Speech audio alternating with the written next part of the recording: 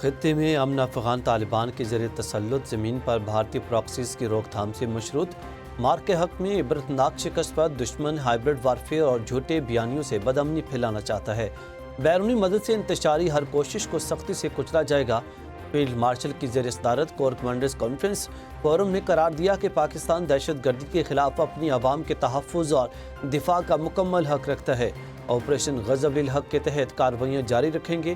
Corps commander conference میں بھارتی آبی جارحیت پر دشمن کو سخت انتباہ۔ فورم نے سنتاس معاہدے سے متعلق بھارتی بیانات کا نوٹس لیتے ہوئے واضح کیا کہ قومی سلامتی کمیٹی کی ہدایت مکمل رہنمائی فراہم کرتی ہے۔ مسلح افواج پاکستان کے جائز پانی کے حصے کی دستیابی کے لیے ضروری اقدامات کرنے سے قطعاً گریز نہیں کریں گی۔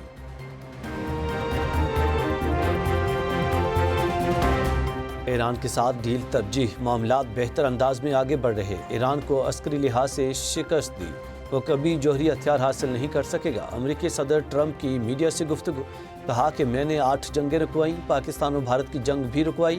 پاک بھارت جنگ کسی بھی وقت ایٹمی جنگ کی صورت اختیار کر سکتی تھی۔ روس اور یوکرین دونوں جنگ کا خاتمہ چاہتے ہیں۔